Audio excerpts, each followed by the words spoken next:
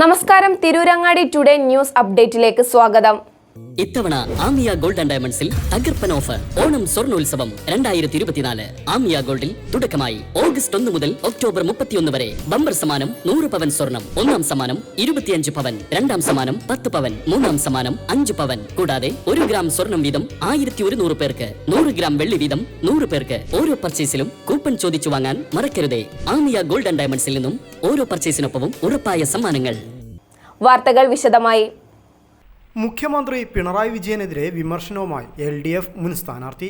തിരൂരങ്ങാടിയിൽ സ്ഥാനാർത്ഥിയായിരുന്ന നിയാസ് പുളിക്കലകത്താണ് മുഖ്യമന്ത്രിക്കെതിരെ Facebook post ഇട്ടത്.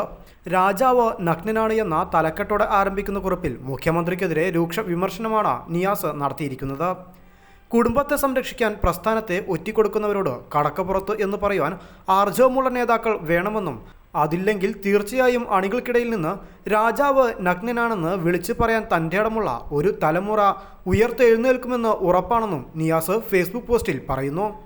സ്വന്തം താല്പര്യത്തിനു വേണ്ടി വിട്ടുവീഴ്ചയും വിടുവേലയും ചെയ്യുന്നവർ ഒറ്റുകൊടുക്കുന്നത് സ്വന്തം പ്രസ്ഥാനത്തെ മാത്രമല്ല, 3 കോടിയിലധികം വരുന്ന കൊച്ചു കേരളത്തിലെ മതേതര ജനാധിപത്യ വിശ്വാസികളായ ജനങ്ങളുടെ പ്രതീക്ഷയെയും സ്വപ്നവുമാണ് എന്ന് മറക്കരുതെന്നും നിയാസ് ഓർമ്മിപ്പിക്കുന്നു. ഇരിക്കുന്ന കൊമ്പ് മുറിക്കുന്ന ആളുടെ ചിത്രവും പോസ്റ്റിൽ ചേർത്തിട്ടുണ്ട്. നിയാസ് പുളിക്കലകത്ത് തൻ്റെ ഫേസ്ബുക്ക് പോസ്റ്റിൽ കുറിച്ചിരിക്കുന്നത് ഇങ്ങനെയാണ്: രാജാവ് നഗ്നനാണ് എന്ന തലക്കെട്ടോടെയാണ് കുറിപ്പ് തുടങ്ങുന്നത്. പാർട്ടിക്ക് എന്തു സംഭവിച്ചാലും തനിക്കും തൻ്റെ കുടുംബത്തിനും ഗ്രൂപ്പിനും നഷ്ടം സംഭവിക്കരുത്. അധികാരം കയ്യിലുള്ളപ്പോൾ ശിഷ്ടകാലം അടിച്ചുപൊളിച്ച് ജീവിക്കാൻ ഉള്ളത് എങ്ങനെയെങ്കിലും സമ്പാദിക്കണമെന്ന വലതുപക്ഷ രാഷ്ട്രീയ പാർട്ടി നേതാക്കളുടെ ജീർണത ഇന്ന് ഇടതുപക്ഷത്തേക്ക് കൂടെ വ്യാപിച്ചിട്ടുണ്ടോ? തൻ്റെയും മക്കളുടെയും മരുമക്കളുടെയും ഭാവി ബാസുരമാക്കുവാൻ തന്നെ വളർത്തി വലുതാക്കിയ ലക്ഷക്കണക്കിന് ജനങ്ങളുടെ വിയർപ്പിൻ്റെയും ചുടുചോരയുടെയും മണമുള്ള പ്രസ്ഥാനത്തെ ഒറ്റിക്കൊടുക്കുന്നവർ ആരു തന്നെയായാലും അവരോട് കടക്കുപുറത്ത് എന്ന് പറയാനുള്ള ആർജവം നേതാക്കൾക്കില്ലെങ്കിൽ തീർച്ചയായും അണികൾക്കിടയിൽ നിന്ന് രാജാവ് നഗ്നനാണെന്ന് വിളിച്ചു പറയാൻ തൻ്റെ ഇടമുള്ള ഒരു തലമുറ ഉയർത്തെഴുന്നേൽക്കുമെന്ന് ഉറപ്പാണ്. സ്വന്തം താല്പര്യത്തിനു വേണ്ടി വിട്ടുവീഴ്ചയും വിടുവേലയും ചെയ്യുന്നവർ ഒറ്റുകൊടുക്കുന്നത് സ്വന്തം പ്രസ്ഥാനത്തെ മാത്രമല്ല, 3 കോടിയിലധികം വരുന്ന കൊച്ചു കേരളത്തിലെ മതേതര ജനാധിപത്യ വിശ്വാസികളായ ജനങ്ങളുടെ പ്രതീക്ഷയെയും സ്വപ്നവുമാണ് എന്ന് മറക്കരുത്. ഇതായിരുന്നു നിയാസ് ഫേസ്ബുക്കിൽ കുറിച്ചിട്ടുള്ളത്. മുഖ്യമന്ത്രിയുടെയും സർക്കാരിൻ്റെയും നിലപാടുകൾക്കെതിരെ PV അൻവർ MLA ഉൾപ്പെടെയുള്ളവർ വിമർശനവുമായി രംഗത്തെത്തുന്ന പശ്ചാത്തലത്തിലാണ് നിയാസിൻ്റെയും വിമർശനം.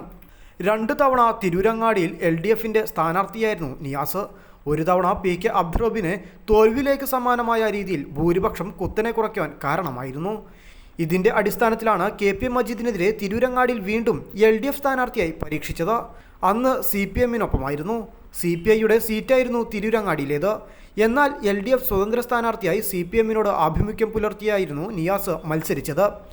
CPMൻ്റെ പരിപാടികളിലെല്ലാം സാന്നിധ്യം അറിയിച്ചിരുന്നു. എന്നാൽ ഏതാനും വർഷം മുമ്പാണ് ഇദ്ദേഹവും അനുയായികളും ഔദ്യോഗികമായി CPIയിൽ ചേർന്നത്. നിലവിൽ CPIയുടെ കർഷക സംഘടനയായ കിസാൻ സഭയുടെ ജില്ലാ പ്രസിഡന്റാണ് നിയാസ് പുളിക്കലകത്ത്. News bureau, Tirurangadi.